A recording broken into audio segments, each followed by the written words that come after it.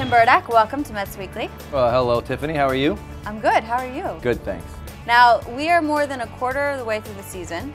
You're pitching quite well. How would you assess how you've done so far? I try not to think about it, to tell you the truth. Really? No, you know what? I don't put any thought into it. Just like you said, it's only a quarter of the season. We got a long way to go, so we'll worry about that at the end of the season, and let the numbers lie as to where they are. You bring up numbers. You've been pitching a lot, 26 appearances in 44 games. Does that kind of consistency help make your job easier?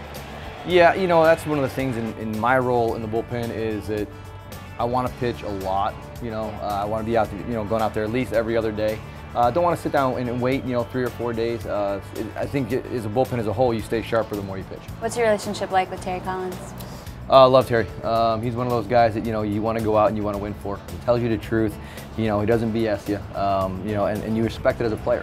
He will give you that kick in the butt if you needed it. And you respect a manager who's willing to say, hey, you know what, you need to step it up, or you need to do this. Again, if you want to keep your job. There was a time when you didn't play in the majors. How did that change your perspective of everything? I think that's one of the reasons why you see me having so much fun out here and enjoying it a lot more. I think that some of these younger guys, if they had the jersey taken away, they would realize, and I was a victim of it too. When you're touted as a prospect, you're hopefully on a fast track to the big leagues. An injury can happen like it did to me. Yeah. You get the jersey taken away, and all of a sudden you realize that the game of baseball goes on without you. And you worked pretty hard though, didn't you? Yes. We were at a Target one night, and my wife, said they were hiring for an overnight shift. Yeah. And, I think with the whole course of baseball being a night person, because, we get home from a game at 11, Right, 12 your o'clock. schedule's off anyways. We don't go to bed sometimes till 2, 3 in the morning, so I was working overnight at Target. Do you take a little bit more pride in the sense of how hard you had to fight to get back into the game? Yeah, you always remember that first phone call you get of you're going to the big leagues, and that one will always mean a lot to me. But the second phone call, when we went through all that, and I was able to call home, and I called Heather and I said, I'm leaving Ottawa. I was up in Ottawa, Canada. And she said, why are you leaving? I said, well, I'm going to Baltimore.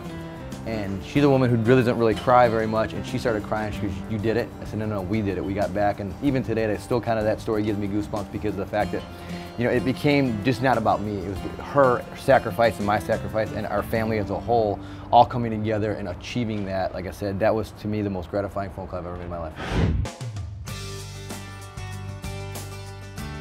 You are someone who has this talent where you find yourself photobombing often.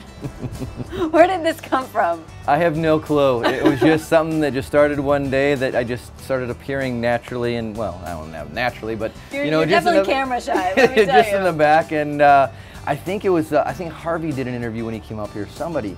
And it just kind of started from there, and it just kind of slowly evolved, and I think we did like a little Pert Plus commercial in the background of New and Heights.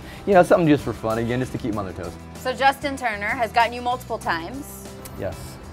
One instance happened to me with Kevin Burkhardt and some socks. Tell us about that. Yeah, apparently it started to snow inside the clubhouse as the white socks fell upon me. He took the advantage of saying, you know what, he had me in a very vulnerable state, and wreaked his havoc quite well. I complimented him on that one. All right, we have a fan mail question for you. Okay. This comes from Allison Timpa from Connecticut, and she wants to know, what other wrestlers can we expect to see you dressed as in the future? Wow, well, we had the Hulk Hogan one. I'm a big fan of John Cena. I don't have the hair for CM Punk, nor the body frame for The Undertaker or Kane. Okay. So I'd have to say probably John Cena will be next on my list.